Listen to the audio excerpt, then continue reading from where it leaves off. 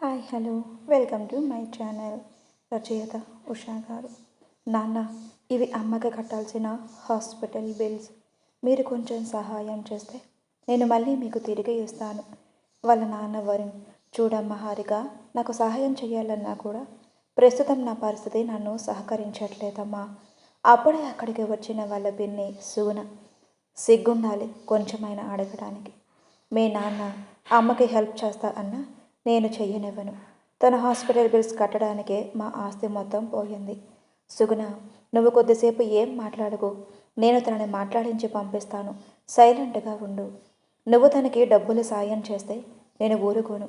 ముందే చెప్తున్నాను. ఏదో ఒకటి మాట్లాడి త్వరగా పంపించు అని అంటుంది సుగుణ.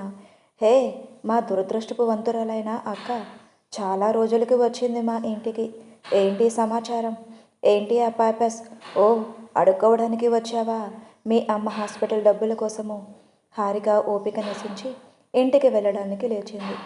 హారిక, అక్క కొంచెం ఆగు. నీకు ఒక అద్భుతమైన ఆఫర్ మరియు బంపర్ ఆఫర్ ఇస్తాను. మీ హాస్పిటల్ బిల్స్ మొత్తం నేను పే చేస్తాను. సాగరిక, ఏం మాట్లాడుతున్నావు? కొంచెమైనా బుద్ధుండి మాట్లాడుతున్నావా? నువ్వు దానికి డబ్బులు ఇవ్వడం ఏంటి? అయినా నీకు డబ్బులు ఎక్కడి నుండి వస్తాయి? అమ్మా, నువ్వు కొద్దిసేపు మాట్లాడకుండా ఉండు. నేనేం మాట్లాడాలి అనుకుంటున్నానో విను. నేను చూపించిన అతన్ని నువ్వు పెళ్లి చేసుకోవాలి. అప్పుడు నీ మదర్ హాస్పిటల్ బిల్లే కాదు, ఇక నీ ఖర్చులు కూడా కొంచెం అమౌంట్ ఇస్తాను. దాంతో నువ్వు మీ అమ్మని హ్యాపీగా చూసుకోవచ్చు. ఏమంటావు మిస్ హారిక? కొద్దిసేపు మౌనం తర్వాత హారిక, ఏం చేయాలి? నా నుంచి మీరు ఏమి ఆశిస్తున్నారు? చూడు హారిక, నువ్వు ఆదిత్యాన్ని పెళ్లి చేసుకోవాలి. హారిక, వాట్? నువ్వేం మాట్లాడుతున్నావు? అర్థమవుతుందా? ఆదిత్యకి నీకు పెళ్ళి ఫిక్స్ అయ్యింది కదా, మరి ఇదేంటి కొత్తగా? చూడు హారిక, నేనేం తన్ని లవ్ చేసి వెంటపడి పెళ్లి చేసుకుంటాను అనలేదు. సంబంధం వచ్చింది. డబ్బు, ఆస్తి, ఐశ్వర్యం అన్నీ ఎక్కువ ఉన్నాయని చేసుకుందాం అనుకున్నా. నీకు ఇంకొక విషయం తెలుసా? నేను ఆదిత్య ఫోటో కూడా చూడలేదు. బాగా ఆస్తుంది, పెళ్లి చేసుకుంటే ఆస్తి కలిసి వస్తుంది అనుకుని పెళ్లి చేసుకుందాం అనుకున్నా. తర్వాత తెలిసింది ఆస్తి తన పేరు పైన లేదు అని. అలాంటి వేస్ట్ ఫెలోని నేనెందుకు చేసుకుంటా? అందుకే ఆదిత్యాన్ని పెళ్లి చేసుకోవడానికి వాళ్ళ బాబాయ్ ఇచ్చిన డబ్బులు 50 లక్షలలో 25 లక్షలు నీకు ఇస్తా. నువ్వు పెళ్లి చేసుకుని మీ అమ్మని కాపాడుకో. కాదు అంటావా? బయట అడిగితే 5 లక్షలు ఇస్తే చాలామంది వస్తారు. నీకు ఆ డబ్బుల అవసరం కాబట్టి నీకు ఇస్తున్నా. ఏమంటావు? ఆయన తను జైల్లో ఉన్నాడు కదా, నేను ఎలా పెళ్లి చేసుకోగలను? నువ్వు ఆ టెన్షన్ ఏం పెట్టుకోకు. నువ్వు ఓకే అని చెప్పు, నేను నీ పెళ్లి చేపిస్తా. ఆ డబ్బులు నీకు ఇప్పిస్తాను. ఏమంటావు? నాకు కొంచెం టైం కావాలి. ఓకే, తీసుకో. ఎన్ని రోజులు తీసుకుంటావో? వారమా, 10 రోజులా, నెల రోజులా? ఈలోపు నా ఫ్రెండ్స్లో ఎవరో ఒకరిని, తనుజ, బిందు, శ్రీజ, ఎవరో ఒకరిని తీసుకువచ్చి పెళ్లి చేసేస్తా. అప్పుడు నీకు వస్తానన్న డబ్బులు కూడా వాళ్ళకి వెళ్తాయి. ఆలోచించుకో. నీకు ఆలోచించుకునే అంత టైం నేను ఇవ్వనమ్మా. ఎందుకంటే నువ్వు నాకు ప్రియమైన శత్రువు కదా. అందుకు. ఏమంటావు చెప్పు? హారిక, వద్దమ్మా. జైల్లో ఉన్నవాడిని చేసుకోవాల్సిన కర్మ నీకెందుకమ్మా? నువ్వు చూడటానికి కుందనపు బొమ్మలాగా ఉంటావు. అలాంటిది జైలుకి వెళ్ళాడు అంటున్నారు. ఏం చేసి జైలుకి వెళ్ళాడో కూడా మనకు తెలియదు. అలాంటిది వాడు ఒక్కసారి ఆలోచించుకో అమ్మా హారిక. నాన్న, ఇప్పుడు నీ పెద్ద కూతురికి వేరే ఆప్షన్ లేదు నాన్న. ఖచ్చితంగా ఒప్పుకోవాల్సిందే అని అంటుంది. మన చూడండి, తల్లి కూతుర్లకి ఇప్పుడే చెప్తున్నాను. నా పెద్ద కూతురు జోలికి రాకండి. దయచేసి దండం పెడతాను. మీ వలలో పడి నా పెద్ద కూతురికి ఇప్పటికే చాలా అన్యాయం చేశాను. ఇంకా నేను చెయ్యలేను. ఈ పెళ్లి చేసి తన గొంతు కొయ్యలేను. ఆహా, అవునా? నేను పెళ్లి చేసుకొని నా గొంతు ఎప్పుడూ కోసేసుకున్నాను. ఏదో డబ్బు ఉందని నేను పెళ్లి చేసుకుంటే ఆ డబ్బులు కూడా ఇప్పుడు దానికి పెట్టాలనుకుంటే నేను ఎలా ఒప్పుకుంటాను? అయినా నేను చూసిన సంబంధం ఏం మరి అంత ఘోరమైనది కాదులే. జైలుకి వెళ్ళి వస్తూ ఉంటాడు అంతే, సరదాగా. చూడమ్మా హారిక, మీ అమ్మకి హాస్పిటల్ డబ్బులు కావాలి అంటే ఈ పెళ్లి చేసుకొని నా కూతురు పెళ్లి చేసుకోవాలనుకున్న అతన్ని నువ్వు పెళ్లి చేసుకొని ఆ డబ్బులు నువ్వే తీసుకో. సరే పిన్ని, నాకు కొంచెం ఆలోచించుకోవడానికి టైం ఇవ్వండి. సరే హారిక, నీకోసం గంట టైం ఇస్తా. అంతలోపు ఆలోచించుకొని చెప్పు. అమ్మ, నాకు బయట కొంచెం పని ఉంది. నేను గంటలో తిరిగి వస్తా. Bye Harika, see you after 1 hour. Nagpur central jail. Hey Aditya, ఇంకా లేస్తావా? లేకపోతే ఇక్కడ ఇంకో 4 రోజులు ఉందామనుకుంటున్నావా? నువ్వు ఉండాలనుకున్నా మాకు పెట్టుకునే ఓపిక లేదు స్వామి. నువ్వు బయలుదేరితే మాకు చాలా ఆనందంగా ప్రశాంతంగా ఉంటాం. ఇదిగో నీ బట్టలు వేసుకో. ఆదిత్య తన బట్టలు తీసుకొని నడుచుకుంటూ బయటకు వస్తున్నాడు. తనను చూసి అక్కడే ఉన్న లేడీ కానిస్టేబుల్ రామలక్ష్మి ఇలా అనుకుంటుంది. Wow, looking so handsome. ఆ హైట్ ప్రభాస్, ఆ కళ్ళు పవన్ కళ్యాణ్, ఆ వాకింగ్ స్టైల్ చిరు, ఆ మాట తీరు అల్లు అర్జున్. నీ అవ్వ తగ్గేదేలే. ఎంతమంది హీరోలు ఒక్కొక్కరిలో చూస్తున్నా ఇదిగో అక్కడ నీ మొగుడు ఉన్నాడు, చూసి మాట్లాడు. అదే కదా నా బాధ. ఒక్క 25 ఏళ్ళు ముందు పుట్టుంటే నేనే ఆదిత్య బాబుని పెళ్లి చేసుకునేదాన్ని. ఏం చేస్తాం, తలరాత. ఆదిత్య, ఇదిగో రాములక్క, నేను జైల్లో ఉన్న అన్ని రోజులు నీ చేతి వంట తిని కమ్మగా నిద్రపోయా. నువ్వు చల్లగా ఉండు. నీ మొగుణ్ణి చల్లగా సుఖపెట్టు. ఉంటా అక్కోయ్. ఇదిగో ఆదిత్య బాబు, నన్ను అక్క అనుకో అని చెప్పానా? సర్లే అక్క, ఉంటాను. మరి తొందరలోనే కలుద్దాం. ఆదిత్య బయటకు రాగానే తన ఫ్రెండ్స్ సూర్య కారు తీసుకుని రెడీగా ఉన్నాడు. ఏంటి బావా, ఇంత లేటుగా వచ్చావు? అవన్నీ వెళ్తూ మాట్లాడుకుందాం పదరా. కార్లో కూర్చొని ఏంట్రా సంగతులు, అందరూ ఎట్లున్నారు, మన వాళ్ళు అందరూ బాగున్నారా? బావా, ఎంతవరకు వచ్చాయి మన పెళ్ళి పనులు? బావా, అది ఏందురోయ్ నాంచుతున్నావు? అది ఆ సాగరిక నిన్ను పెళ్లి చేసుకోను అంటుంది బావా. ఎందుకు? 50 లక్షలు ఇచ్చాను కదా.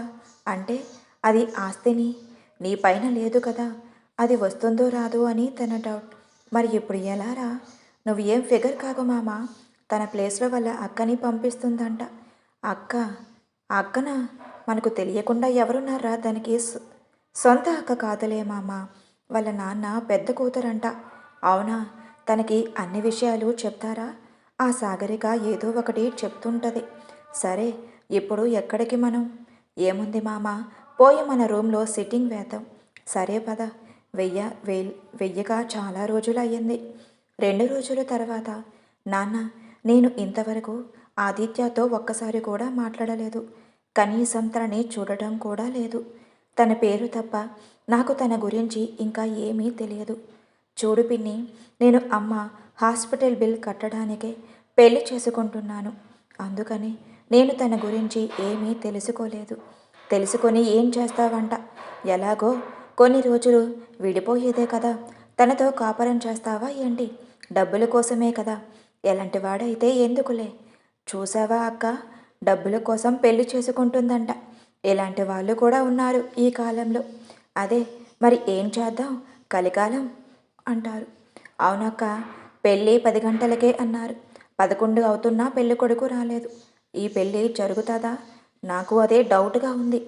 ఏదైతే ఏముందిలే, నేను వంట చేయకుండా వచ్చిన పెళ్ళిళ్ళలో భోజనం చేసి పోతాను. అవును, ఇంతకీ భోజనాలు ఉన్నాయి కదా? హా అక్క, బాగా వాసన వస్తున్నాయి, ఉన్నట్టుగా ఉన్నాయి. ఆపుతారా మీ దిండుగాల? అక్కడే అప్పుడే అక్కడికి ఒక పెద్ద బెంచ్ కారు, అందులో నుంచి మన హీరో ఆదిత్య దిగుతాడు. జరగండి జరగండి, పెళ్ళి కొడుకు వచ్చాడు. ఏ హాయ్ హారిక, నేనే పెళ్ళి కొడుకుని. నచ్చానా? హారిక ఏదో చెప్పేలోపే వాళ్ళ పిన్ని, నచ్చినా నచ్చకపోయినా చేసుకోవాలి కదా. ఏంటి, నచ్చలేదా? అలా ఏం లేదు ఆదిత్య గారు, నాకు ఈ పెళ్ళి ఇష్టమే. ఓకే, కరెక్ట్గా చెప్పాలంటే నేను కూడా నా అవసరం కోసం పెళ్లి చేసుకుంటున్నాను. నువ్వు కూడా అవసరానికే పెళ్లి చేసుకుంటున్నావని నాకు తెలుసు. అందుకే గ్రాండ్గా కాకుండా ఇక్కడ రిజిస్టర్ ఆఫీస్లో పెళ్లి పెట్టుకుంటున్నాం. రిజిస్టర్? ఓకే, అందరూ వచ్చినట్టేగా బాబు. ఇదిగో రింగులు మార్చుకోండి. ఇదిగో అబ్బాయి అమ్మాయి మెడలో తాళి కట్టు బాబు. సాక్షి సంతకాలు ఇక్కడ పెట్టండి. ఓకే, ఇంకా మీరు వెళ్ళొచ్చు. మీ పెళ్ళి అయిపోయింది. రిజిస్ట్రేషన్ సర్టిఫికేట్స్ ఇంకో నెలలో మీ ఇంటికి వస్తాయి అని చెప్తారు. ఆదిత్య ఇద్దరూ కలిసి ఆదిత్య వాళ్ళ ఇంటికి వచ్చారు. ఆ ఇల్లు 15th ఫ్లోర్ పైన penthouse single room. Aditya, చూడు హారిక, ఇదే మనం ఉండబోతున్న ఇల్లు. నాకు తెలుసు నువ్వు నా మీద చాలా నమ్మకం పెట్టుకున్నావని. కానీ కొన్ని పరిస్థితుల వల్ల నాకు రావాల్సిన ఆస్తి గొడవల వల్ల ఈ పెళ్ళి చేసుకున్నాను. ఒక్కసారి నా ఆస్తి నాకు తిరిగి వస్తే మన ఇద్దరం ఎవరి దారి వాళ్ళు చూసుకుందాం. అంతవరకు బయట ప్రపంచానికి మన ఇద్దరం భార్యాభర్తల్లాగే ఉందాం. కానీ ఇంట్లో మన ఇద్దరం ఒక మంచి ఫ్రెండ్స్ లాగా ఉండాలి అనుకుంటున్నాను. నాకు అర్థమయ్యింది ఆదిత్య గారు, మీరు ఏం చెప్పాలనుకుంటున్నారు. నేను కూడా కొన్ని పరిస్థితుల వల్ల ఈ పెళ్లి చేసుకోవాల్సి వచ్చింది. ఈ పరిస్థితి ఆ పరిస్థితి ఏంటి అని మీకు ఇప్పుడు చెప్పలేను. కానీ ఒకటి మాత్రం చెప్పగలను. నాకు మన తెలుగు సంప్రదాయాలన్నా పెళ్ళి దాని విలువ నాకు తెలుసు. మనం విడిపోయే వరకు నేను నా భర్తని గౌరవిస్తాను. ఓ అలాగా, అయితే మన రూమ్లో ఒక బెడ్ ఉంది కదా, ఇద్దరం ఒకే బెడ్ పైన పడుకుందామా? చూడు, ఆ సింగిల్ బెడ్ పైన డబల్గా పడుకుందామా అని కన్ను కొడుతూ ఒకే చేత్తో హారిక నడుం మీద చెయ్యి వేసి తన మీదకి లాక్కోబోతుండగా, ఆదిత్య గారు ప్లీజ్ వదిలేయండి, నేను దానికి ఇంకా సిద్ధంగా లేను. నాకు కొంచెం టైం కావాలి. దయచేసి అర్థం చేసుకోండి. నాకు తెలుసు హారిక, నువ్వు దానికి ఇంకా సిద్ధంగా లేవని. నువ్వే అన్నావు కదా, అవసరం కోసం పెళ్లి చేసుకున్న భర్తలాగే ఉంటానని. అందుకనే ఒక కిస్ ట్రై చేశా. టెన్షన్ పడకు, నాకు ఇప్పుడు ఆ మూడు లేదు. నేను కొద్దిసేపు పడుకోవాలి. సో నా బెడ్ని నువ్వు యూజ్ చేసుకో, నేను ఇక్కడ సోఫాలో పడుకుంటా అన్నట్టు చెప్పడం మర్చిపోయా. ఈ ఇల్లు బ్యాచిలర్గా ఉన్నాను కదా, ఎలా అంటే అలా ఉంది. నీకు నచ్చినట్టుగా నువ్వు సర్దుకో అన్నట్టు. ఇంకొక విషయం హారిక, ఒకవేళ నీకు బాయ్ ఫ్రెండ్స్ ఉన్నట్లు అయితే నువ్వు ప్రెగ్నెంట్ వరకు వెళ్ళకు. ఎందుకంటే ఇది మన ఇద్దరికి పెళ్ళయ్యింది కాబట్టి చూసే వాళ్ళకి వేరేలాగా ఉంటుంది. అర్థమయ్యింది అనుకుంటా. నా గర్ల్ ఫ్రెండ్స్ ఉన్నా నేను నా లిమిట్స్ని క్రాస్ చేయను. It's my promise. నువ్వు అలాగే ఉంటావు అని అనుకుంటున్నా. ఖచ్చితంగా నేను నా లిమిట్స్తో ఉంటాను ఆదిత్య గారు. మీకు ఎలాంటి బ్యాడ్ నేమ్ రానివ్వను. It's my promise. అలాగే ఆదిత్య గారు, ప్రస్తుతానికి నాకు ఈ పెళ్లి బట్టలు చాలా చిరాగ్గా ఉంది. కొంచెం ఫ్రెష్ అయ్యి కాఫీ తాగితే కానీ పీస్ఫుల్ అవ్వదు నా mind. Next day morning Harika లేచి ఫ్రెష్ అప్ అయి తలస్నానం చేసి పూజ చేసుకుని బ్రేక్ఫాస్ట్ రెడీ చేశాక ఆదిత్య లేస్తాడు. గుడ్ మార్నింగ్ డియర్, త్వరగానే ఫ్రెష్ అప్ అయిపోయావే. Very good. బ్రేక్ఫాస్ట్ రెడీ చేసావా? ఎక్కడికో రెడీ అవుతున్నట్టున్నావు. ఆదిత్య గారు, పెళ్లి కోసం నేను జ్యువెలరీ అంతా రెంట్కి తీసుకున్నాను. సో అవి తిరిగి ఇవ్వడానికి వెళ్తున్నాను. అంటే అవి ఒరిజినల్ నగలు కావా? నేను ఇంకా గోల్డ్ అనుకున్నానే. అయితే నువ్వు రిచ్ ఫ్యామిలీ నుంచి రాలేదా? ఓకే, వెళ్ళిరా. బాయ్ ఆదిత్య గారు, సాయంత్రం కలుస్తాను. హారిక, వెయిట్, సాయంత్రం వరకు ఏం పని బయట అని అడుగుతారు. ఆదిత్య గారు, నేను జాబ్ కోసం కూడా ట్రై చేస్తున్నాను. ఈ జ్యువెలరీ ఇచ్చేసి నేను ఒక ఇంటర్వ్యూ అటెండ్ అవ్వాలి. అన్నీ కంప్లీట్ చేసుకొని రావడానికి ఈవినింగ్ అవుతుంది. All the best for your interview. Thank you Aditya గారు, వెళ్ళి వస్తాను అన్నట్టు చెప్పడం మర్చిపోయాను. మీకోసం వంట కూడా రెడీ చేసి పెట్టాను. మీకు ఏమి ఇష్టమో తెలియదు కదా, సో నా ఫేవరెట్ చేసి పెట్టాను. భోంచేయండి. బాయ్. బాయ్ హారిక. హారిక వెళ్ళగానే ఆదిత్య తన ఫోన్ తీసుకుని తన ఫ్రెండ్ సూర్యకి కాల్ చేస్తాడు. అరే మామ, ఏందిరా పెళ్లి చేసుకొని మర్చిపోయావా నన్నే? నోర్ముయిరా సన్యాసి వెధవా. నేను చెప్పేది జాగ్రత్తగా విను. నేను పెళ్ళి హారిక గురించి నాకు మొత్తం డీటెయిల్స్ కావాలి. ఇంకొక 2 అవర్స్లో నాకు తన గురించి మొత్తం డీటెయిల్స్ కావాలి. ఏం చేస్తావో ఏం పీకుతావో నాకు తెలియదు, సరేనా? సూర్య, ఎందుకురా ఇప్పుడు సడన్గా హారిక గురించి? ఆదిత్య నోరు మూసుకొని చెప్పింది చెయ్యబే. సూర్య, అంత మర్యాదగా చెప్తే చెయ్యకుండా ఉంటామా? సరే చేస్తా, ఉంటా మరి అని ఫోన్ కట్ చేస్తాడు. ఒక 2 గంటల తర్వాత సూర్య హారిక గురించి మొత్తం తెలుసుకుని ఆదిత్య ఇంటికి వచ్చాడు. ఆదిత్య ఇల్లు చూసి, అరే మామ, ఏందిరా నువ్వు ఇంత చిన్న గదిలో ఉండటం? నీ వాష్రూమ్ అంత లేదు మామ, ఈ రూమ్, ఇలాంటి ఇంట్లో నువ్వు ఎలా ఉంటావు మామా? వద్దు మామా, నువ్వు ఇక్కడ అడ్జస్ట్ అవ్వలేవు. వెళ్దాం పద నీ ఇంటికి. సూర్య, నీకు మొత్తం తెలుసు. నేను ఇప్పుడే ఆ ఇంటికి రాను. ముందు హారిక గురించి ఏం తెలుసో చెప్పు. హారిక గురించి మొత్తం విన్నాక తను చాలా కష్టపడి వచ్చింది పైకి. తనకు నేను సపోర్ట్గా ఉండాలి. తన ప్రాబ్లమ్స్ అన్నీ ఒక్కొక్కటిగా సాల్వ్ అవ్వాలి. బట్ అది నేను చేశాను అని తనకి తెలియకూడదు. ఓకే బావా, ఉంటా మరి. బాయ్. బాయ్ రా, టేక్ కేర్. హారిక తన రెంటెడ్ జ్యువెలరీ తీసుకుని రిటర్న్ చేయడానికి వెళ్ళింది. అక్కడ ఆ ఓనర్ అవి చూసి, దీంట్లో వడ్డానం కొంచెం డ్యామేజ్ అయ్యింది. సో మీరు ఇచ్చిన అడ్వాన్స్లో మేము ఇంకొంచెం అమౌంట్ కట్ చేసుకొని ఇస్తాము అని చెప్పింది. చూడండి, ఆ వడ్డానం మీరు ఇచ్చినప్పుడే అలానే ఉంది. సో మీరు ఇలా కట్ చేసుకోవడం ఏం బాగాలేదు. షాప్ ఓనర్, ఏంటి ఎక్కువ మాట్లాడుతున్నావు? నువ్వు ఇచ్చిన అడ్వాన్స్ కూడా తిరిగి ఇవ్వను. ఏం చేస్తావో, ఎవరికి కంప్లైంట్ ఇస్తావో చేసుకో. ఇంకా ఎక్కువ మాట్లాడితే నువ్వు నా దగ్గర జ్యువెలరీ తీసుకుని నాకు రిటర్న్ ఇవ్వలేదని రివర్స్లో పోలీస్ కంప్లైంట్ ఇస్తాను. అర్థమవుతుందా? ఎక్కడి నుంచే వెళ్ళు. హారిక, చూడండి, మీరు ఎక్కువ చేస్తున్నారు. నేను అడ్వాన్స్ ఇచ్చిన అమౌంట్ వాపస్ అడుగుతున్నాను, అంతే కదా. ఎందుకు అలా గొడవ చేస్తున్నారు? షాప్ ఓనర్, ఎవరే గొడవ చేస్తుంది? ఏదో నువ్వు సాగరిక వాళ్ళ రిలేటివ్ అని చెప్పి నీకు ఇచ్చాను.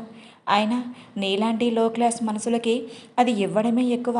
మరీ ఎక్కువ మాట్లాడుతున్నా, వెళ్ళు ఎక్కడి నుంచి అని హారికని తోసేస్తుంది. హారిక కింద పడటం వల్ల తలకి గాయం అవుతుంది. హారిక ఎన్ని చెప్పినా తను వినదు అని తెలిసి ఇంకా ఇంటర్వ్యూకి కూడా వెళ్లకుండా డైరెక్ట్గా ఇంటికి వెళ్తుంది. ఆదిత్య సోఫాలో కూర్చొని కాఫీ తాగుతూ టీవీ చూస్తూ ఉన్నాడు. అప్పుడే అక్కడికి వచ్చిన హారికని చూసి, హారిక, ఏమయ్యింది నీ ఇంటర్వ్యూ అని అడుగుతాడు. కానీ హారిక ఏం మాట్లాడుతున్నా సైలెంట్గా వెళ్ళి మంచం మీద కూర్చొని ఏడుస్తూ ఉంటుంది. ఆదిత్య హారిక పక్కనే కూర్చొని, ఏమైంది హారిక, ఎందుకు అలా ఉన్నావు? ఏమైనా ప్రాబ్లమా? అరే తలకి ఏంటా కట్టు, ఎందుకు ఏడుస్తున్నావు? ఏం లేదు ఆదిత్య గారు, కింద పడ్డాను అంతే అని ఆదిత్య ముఖం కూడా చూడకుండా చెబుతుంది. ఆదిత్యకి హారిక అబద్ధం చెబుతుంది అని అర్థమవుతుంది. హారిక, ఇప్పుడు నిజం చెప్పు, ఏమయ్యింది? హారిక జరిగింది మొత్తం చెబుతుంది. ఆదిత్యకి భార్యని అవమానించినందుకు తనకి చెప్పలేని కోపం వస్తుంది. అదే కోపంలో హారికని చెయ్యి పట్టుకొని లాక్కుంటూ ఆ షాప్ దగ్గరకు వెళ్తాడు. షాప్ ఓనర్, ఏంటి మళ్ళీ వచ్చావు? ఎవరినో తీసుకొని వచ్చావు, భయపడదాం అనుకున్నావా? నా మనుషుల్ని పిలవమంటావా? నువ్వు పిలిస్తే వస్తారు, నేను పిలవకుండానే నా మీద, నా ఒంటి మీద చెయ్యి వేసేవాళ్ళు వస్తారు. మీ ప్రాణాలు కాపాడుకోవాలి అనుకుంటే వెళ్ళిపోండి. హారిక, ఆదిత్య గారు, మనకి గొడవలు వద్దు, వెళ్దాం పదండి. ఆదిత్య, హారిక, ఒక 5 minutes వెయిట్ చేయి. అక్కడున్న చైర్ తీసుకొని వచ్చి దీనిపైన కూర్చో. నా ఫైటింగ్ చూడలేదు కదా, ఎంజాయ్ చేయి. నీకు ఫైటింగ్ అంటే ఇష్టమే కదా? హారిక అవును అన్నట్టు తల ఊపుతుంది. ఓకే బేబీ అని అక్కడికి వచ్చిన రౌడీల్ని చితకబాది ఆ షాప్ ఓనర్తో ఇలా అంటాడు. తనకి ఇవ్వవలసిన డబ్బులు ఇస్తావా, లేకపోతే లాక్కునా? ఇక నీ మనుషులు వస్తారా, వెయిట్ చేయనా? Shop owners, sir please sir, వాళ్ళ అక్క సాగరికని నన్ను ఇలా చెయ్యమని చెప్పింది. నన్ను క్షమించండి సార్, మీ డబ్బులు తీసుకోండి, నాకు కాదు మేడంకి ఇవ్వు. మేడం, మీ అమౌంట్, నన్ను క్షమించండి. హారిక, మనం ఇక వెళ్దామా అని ఇద్దరు అక్కడ నుంచి బయలుదేరి ఒక రెస్టారెంట్కి వెళ్తారు. అది ఒక మంచి 5 star హోటల్. హారిక, ఆదిత్య గారు, ఈ హోటల్ చూస్తుంటే చాలా కాస్ట్లీగా ఉంది, మనం వెళ్ళిపోదాం పదండి. ఇంటికి వెళ్ళాక నేనే మంచిగా వండి పెడతాను అని రిక్వెస్ట్ చేసింది. బట్ ఆదిత్య దానికి ఒప్పుకోకుండా తన భుజం మీద చెయ్యి వేసి నవ్వుతూ లోపలికి తీసుకువెళ్తాడు. హోటల్ లోపల ఒక కార్నర్ సెట్ రిజర్వ్ చేసుకున్నాడు. బేరర్తో ఒక 5 minutes మాట్లాడొచ్చాక ఇంకొక పర్సనల్ రూమ్లోకి తీసుకుని వెళ్ళి అక్కడ ఓన్లీ క్యాండిల్ లైట్ డిన్నర్ని ఎంజాయ్ చేస్తూ కూర్చొని ఇద్దరు మాట్లాడుతూ ఉన్నారు. అప్పుడే సూర్య నుంచి ఆదిత్యకి ఒక కాల్ వస్తుంది. మామ, నేను ఎక్కడ వచ్చేసాను, ఎక్కడికి రమ్మంటావు అని అడిగాడు ఆదిత్య. 1 టేబుల్ నెంబర్ అని చెప్పి రమ్మంటాడు. సూర్య వాళ్ళ ఇద్దరు ఉన్న ప్లేస్కి వెళ్ళి బావా నువ్వు చెప్పింది తీసుకువచ్చాను అంటారు. ఆదిత్య కవర్ తీసుకొని ఇక నువ్వు వెళ్ళు అన్నట్టు సైగ చేశాడు. ఆదిత్య మెల్లిగా కవర్ ఓపెన్ చేసి అందులో ఉన్న ఒక డైమండ్ నెక్లెస్ మెడలో వేస్తూ ఇది ఒక చిన్న గిఫ్ట్, నువ్వు నా లైఫ్లోకి వచ్చినందుకు, ఐ మీన్ నన్ను పెళ్లి చేసినందుకు అని అంటూ తన మెడలో నెక్లెస్ వేసి మెడ చివర చిన్నగా బైట్ చేసి ముద్దు పెడతాడు. అలా చేయడం వల్ల హారిక కొంచెం షాక్ అయి ఆదిత్య గారు అని వణికే గొంతుతో పిలుస్తుంది. ఆదిత్య చిన్నగా నవ్వుతూ తన ఆపోజిట్ చైర్లో కూర్చొని జస్ట్ ఫర్ చేంజ్ డియర్ అని కన్ను కొట్టాడు. హారిక లోపలే నవ్వుకుంటూ ఎంజాయ్ చేస్తుంటుంది. బట్ పైకి మాత్రం కన్ఫ్యూజన్ ఫేస్ పెడుతుంది. అలా ఆ రోజు వాళ్ళ ఇద్దరికి ఒక లైఫ్ మెమరబుల్ డేగా ఎండ్ అవుతుంది. ఆదిత్య హారిక డిన్నర్ చేస్తూ హ్యాపీగా మాట్లాడుకుంటూ ఉండగా మీ మదర్కి ట్రీట్మెంట్ జరగాలి అంటే మీరు అమౌంట్ పే చేయాలి, లేకపోతే మేము మీ అమ్మకి ట్రీట్మెంట్ స్టాప్ చేస్తామని ఒక మెసేజ్ వస్తుంది. అది చూసిన హారిక కొంచెం డల్ అయిపోతుంది. ఆదిత్య ఏమైంది హారిక, ఏమైనా ప్రాబ్లమా? ఏం లేదు ఆదిత్య గారు, పర్సనల్ మెసేజ్ అంతే. ఆదిత్య అవునా, ఓకే అని తన మనసులో నువ్వేం బాధపడకు హారికాని, అన్ని సమస్యలు నేను తీరుస్తాను, నీ ఫేస్లో ఆనందాన్ని చూస్తాను అని ఆలోచిస్తూ ఉండగా హారిక పిలుస్తుంది. ఏంటి ఆదిత్య గారు అంతగా ఆలోచిస్తున్నారు, దేని గురించి? ఏం లేదు హారిక, ఇంకేంటి విశేషాలు? నీ గురించి ఇంకా కొంచెం తెలుసుకోవాలి, కొంచెం చెప్తావా? అలా ఒకరి గురించి ఒకరు తెలుసుకొని అలా ఎంజాయ్ చేస్తారు. అక్కడ ఇక్కడ ఒకరి గురించి ఒకరు మాట్లాడుకున్నారు. కానీ వాళ్ళ ఇద్దరు ఎందువల్ల ఒకరికొకరు పెళ్లి చేసుకోవాల్సి వచ్చిందో ఇద్దరూ చెప్పుకోలేదు. వాళ్ళ హ్యాపీనెస్, స్టడీస్, కాలేజ్ ఫ్రెండ్స్ ఆ ఒక్కటే షేర్ చేసుకున్నారు. బట్ ఈ పెళ్ళి ఎందుకు చేసుకోవాలని ఇద్దరూ చెప్పుకోలేదు. అలా మాట్లాడుకుంటూ వాళ్ళ టైం కూడా చూసుకోకుండా ఆ లవ్లీ డిన్నర్ని ఎంజాయ్ చేశారు. నెక్స్ట్ డే మార్నింగ్ హారిక తన వర్క్ మొత్తం కంప్లీట్ చేసుకొని ఒక పేపర్ మీద ఆదిత్య గారు నేను బయటికి వెళ్తున్నాను, రావడానికి కొంచెం లేట్ అవుతుంది అని రాసి అది టీపాయ్ పైన పెట్టి వెళ్తుంది. హారిక వాళ్ళ పిన్ని వాళ్ళ ఇంటికి వెళ్ళి నాన్న నాన్న అని డోర్ దగ్గర నుంచి గట్టిగా అరుస్తుంది. బట్ వాళ్ళ నాన్న రారు. అక్కడ సాగరిక చైర్లో కూర్చొని తన న్యూ బాయ్ ఫ్రెండ్ ఇచ్చిన ఐఫోన్ని ఎంజాయ్ చేస్తూ ఉంటుంది. హారిక వాయిస్ విని ఇదేంటి ఇంత పొద్దున్నే వచ్చింది, ఏం కొంపలు మునిగిపోయాయని అంత గట్టిగా అరుస్తుంది అని అనుకుంటూ బయటకు వెళ్ళి ఏ హారిక ఎందుకు అంతలా అరుస్తున్నావు కుక్కలాగా?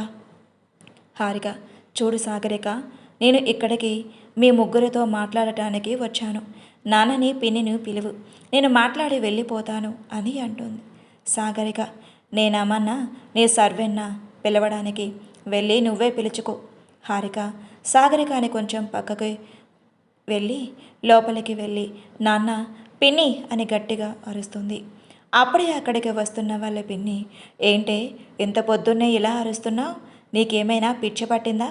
వాళ్ళ నాన్న అమ్మ హారిక ఏంటమ్మా ఇంత పొద్దున్నే ఇలా వచ్చావు, ఏమైనా ఇబ్బందా అని అడుగుతాడు.